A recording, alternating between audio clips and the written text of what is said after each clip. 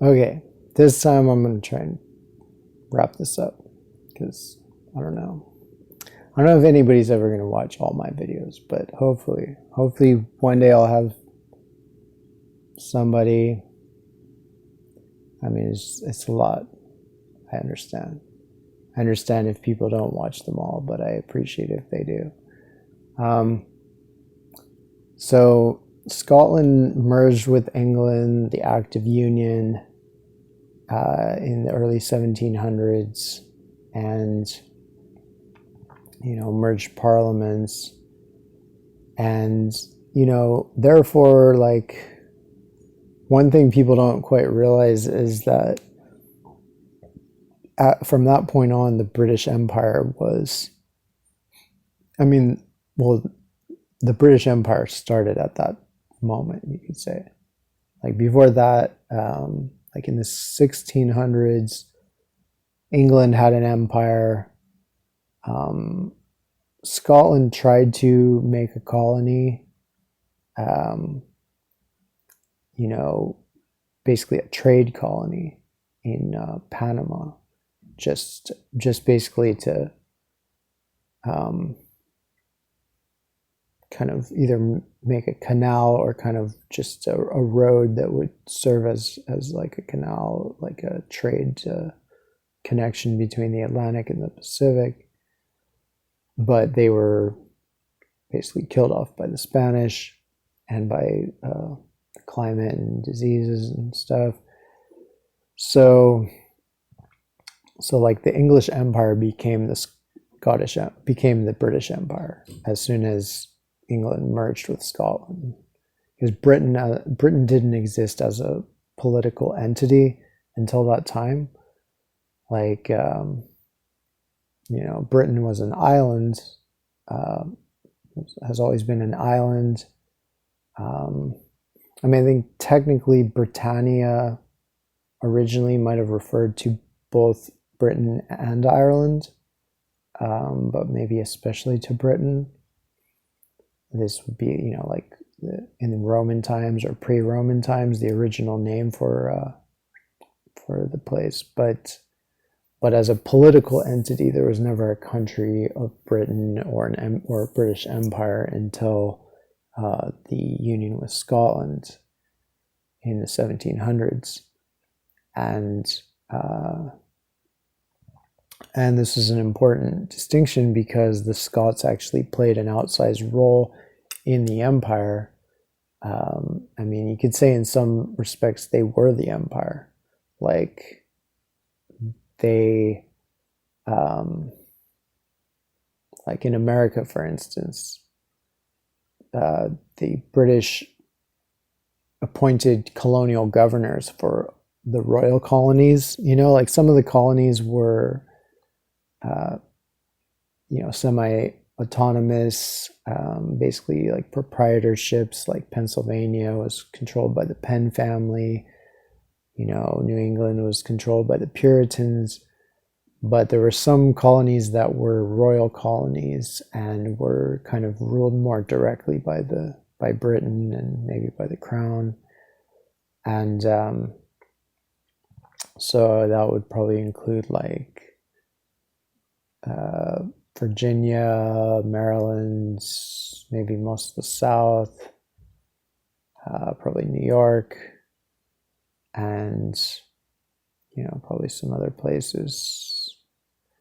But like most of those royal governors that were appointed to, like, the British would basically send somebody over to be their governor, usually, I think, like somebody from Britain.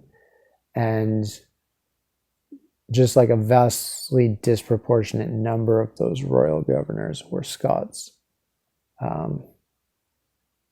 And that was part of what built up a lot of resentment against Scots. Like there was a massive amount of resentment against Scots in early America for that reason, and for the reason that the majority of Scottish, or at least a disproportionate amount of Scots in America, sided with the crown, sided with Britain during the Revolution. that is to say, Scots immigrants from Scotland to America, and and people who were temporarily in. There were a lot of Scottish factors, they were called, that worked for Glaswegian firms, and but they spent much of the year in like Virginia or the Carolinas or Maryland or something to oversee the tobacco trade, and basically to be bankers and merchants and stuff like that for the tobacco trade, which was what Glasgow, the wealth of Glasgow was really built on that. And it became, one of the richest cities in the world very quickly, based on the transatlantic tobacco trade. So a lot of them, probably didn't want to jeopardize that, and they still had such close ties to Britain because many of them were just in America temporarily, to oversee operations. So they tended to side with Britain, whereas there was a much larger population here of Scots who were from Ireland. Basically, Scots from primarily southwestern Scotland who had moved to Ireland, to primarily northeastern Ireland, eastern Ulster, in the 1600s, throughout the 1600s, and then moved to America starting at the end of the 1600s, but then really getting going in the early 1700s, and then continuing on into pretty much through the 1800s and maybe further. So these we call them the Ulster Scots. And again, full disclosure, I'm paternally Ulster Scottish. Both my parents are paternally Ulster Scottish, Campbell and Millar families. And so those Scots were actually very radical revolutionaries, and they were basically like the American Revolution, you could say, was a battle between two groups of Scots. And you could say everybody else was almost like a bystander. I mean, there were a lot of other people involved, but the fiercest combatants and the really backbone of both sides was on the Whig side, on the American side, the Ulster Scots, who basically were the same as the Appalachian people, because that was the part of America that they could afford to live in, and that they basically formulated a lot of the culture and dialect and religion stuff of. So they were the backbone of the American Revolution, those kind of Presbyterian, Scotch-Irish hillbillies, mountaineers. And then the backbone of the Royalist cause was, the loyalist Scottish merchants and tradesmen in America. Also, some of the Highlanders from Scotland who had settled in like North Carolina, and some of whom might have been Jacobites who were kind of culturally conservative, anti-Whig, but others who just, again, they just had very close ties to Britain, and they didn't identify as much with with America or the American cause, so they tended to take the British side. And then the Scots from Scotland. So those are like three distinct groups. Those are like the Scottish lowlanders in America, who tended to be wealthy and were often defending their kind of economic position. The Scottish Highlanders in America, who many of whom were probably Jacobites, kind of a little bit royalist in their backgrounds, and just in general had more ties to Britain and less, probably identified less with the Americas, or the American colonies. and then the Scots in the British Army from Scotland, who were very disproportionately they volunteered in very disproportionate numbers, much more than the English or the Irish did. They volunteered to put down the Americans, and the war was very popular in Scotland. Elsewhere, it was kind of awkward. It was like, oh, we don't really want to put down our own people, but in Scotland, there's just so many people who had gotten rich so quickly off the empire that I don't think they were willing to contemplate any change in any equalization or change in dynamics. So with some there were notable exceptions. There were definitely people in Scotland who supported the American Revolution, but just not as many as in England or Ireland. And there were a lot of people in Scotland who were just, hardcore anti-American or, anti-revolutionary. And so they were the backbone of the British effort. So yeah, they were very divided at that time. You could say there was the Scots versus the Ulster Scots. But there was also another, there were Scots who, among the kind of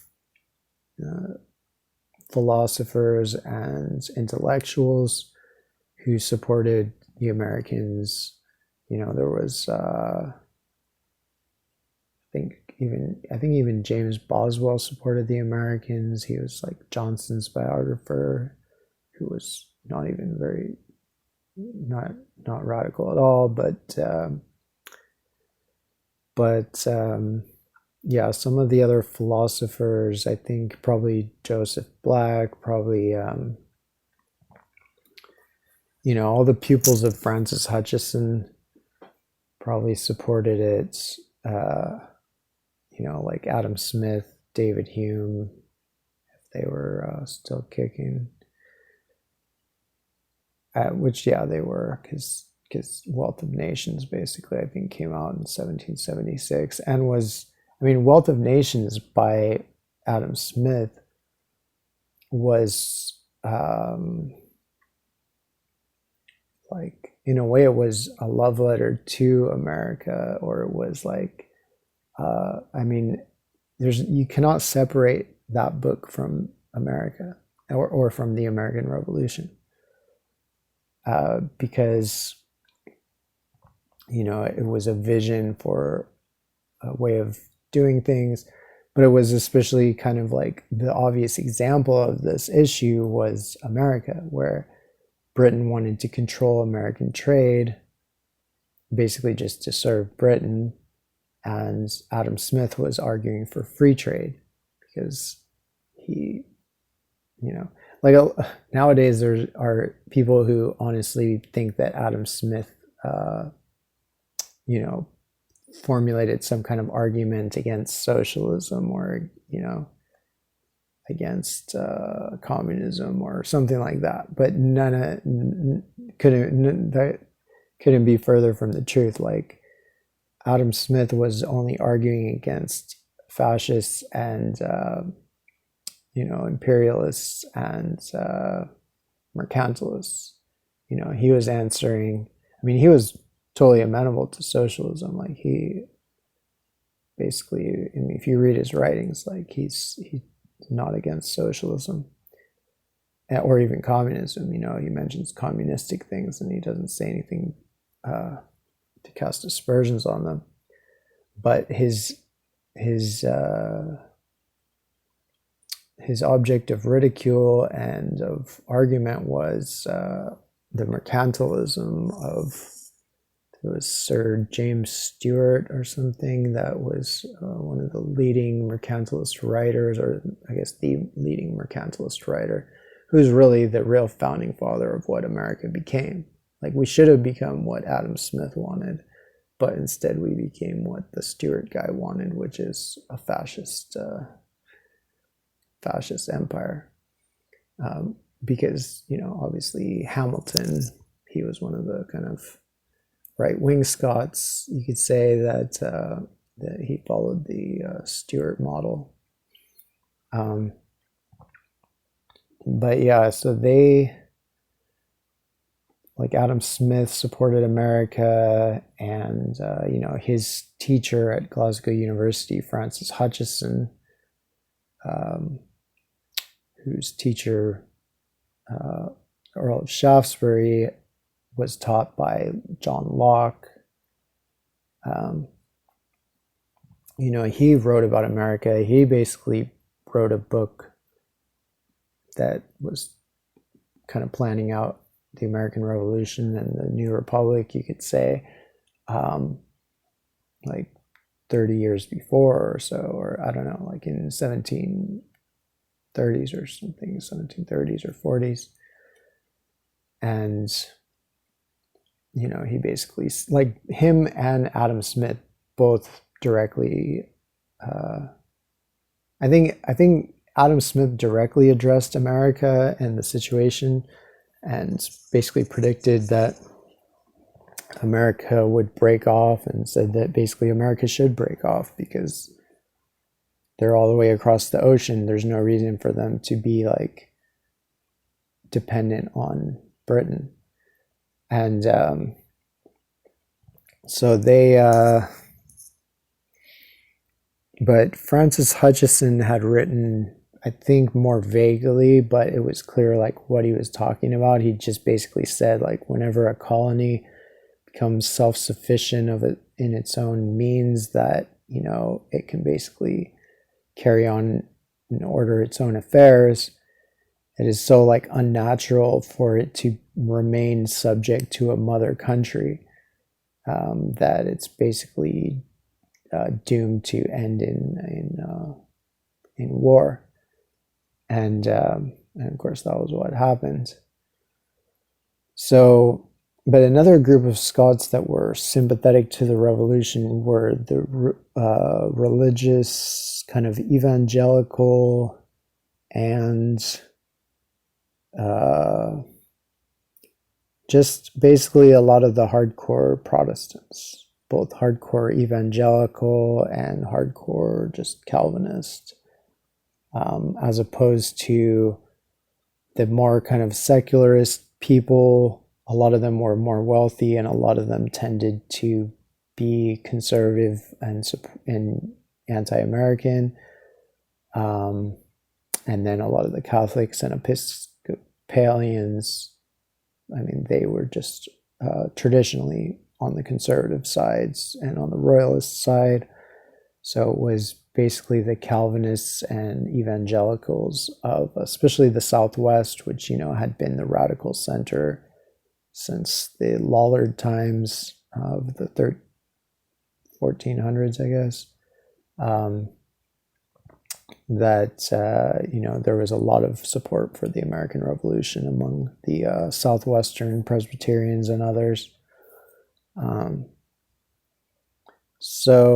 then there was a lot of support, of course, in Northern Ireland among the Ulster Scots. I think one famous quote about the Ulster Scots during that time was, "They are Americans in their hearts," and so they were considered to be like the Ulster Scots were considered to be the most radical left-wing population on the face of the earth. They were the most radical left-wing population in Ireland. They were the most radical left-wing population in America. And